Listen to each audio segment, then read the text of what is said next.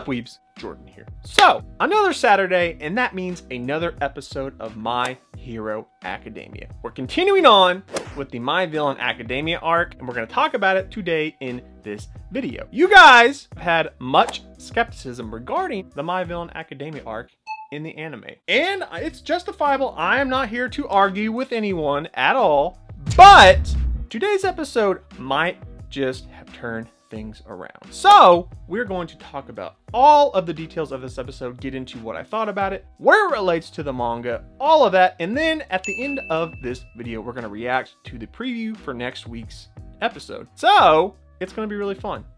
Let's get into it.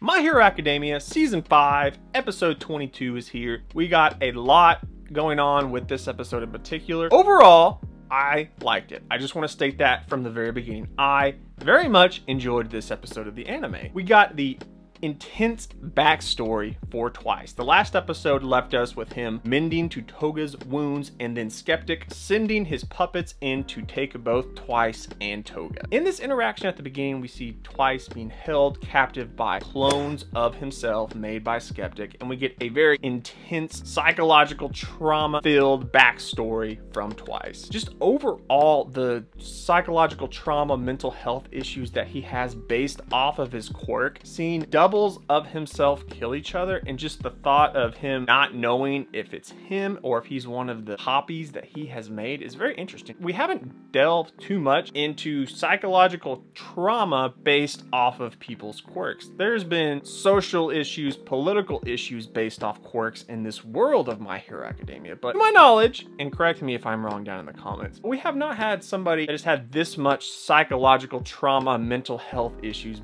because of their quirk. And it's totally understandable. When you can make that many copies of yourself, you're bound to lose yourself in that. That seems absolutely insane. And the way Hirokoshi dived into that story of Twice and just that mental health problem with him was actually really well written, and I absolutely loved this section. The cool shot of him using the Sad Man's Parade, the character development that we see from Twice and his ability to make multiple doubles, make an entire army of himself, was so well done in the anime, and I just truly believe that this episode at the very beginning did a fantastic job with Twice as a character, his development, and his backstory. And basically the rest of this episode was just continuing on in the intense battle in Daiku City. This anime episode covered manga chapters 229 through 232. So we got a lot of content in this episode, and overall they followed the manga pretty much like page for page. There was a section in there where we got Hawks speaking to Dabi in the manga, but they took that out because of the rearranging of the arcs in the anime, so it didn't really make sense to put it in this episode. But other than that, this episode pretty much followed the manga page for page. It was very well done. Trying to duplicate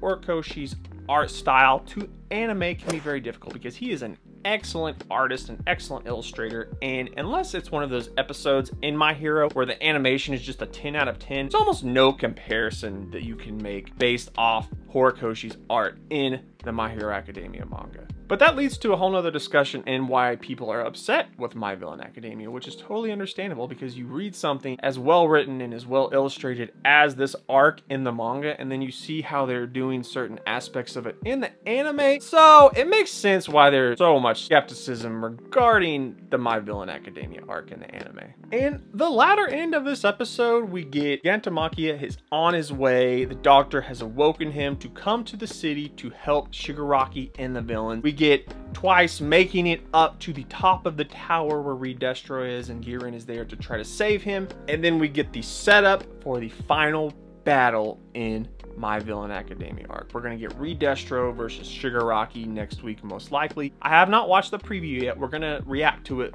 here in a bit on this episode, so stay tuned. But this episode, Reed Destro's introduction and interaction with these characters was well done, and I really enjoyed it. That very last scene where one of Twice's copies that is Shigaraki has this interaction with Reed Destro, and we get this speech and he just stops it and basically says, when I got pushed out of the window, I met eyes with him down there. He's going to destroy the building, buckle up was so extremely awesome that I literally like did the thing where you're on your couch watching it and you like get buckled up and get hyped. It was so cool. And the animation with Shigaraki destroying the building and coming face to face with Redestro to set up the final boss battle was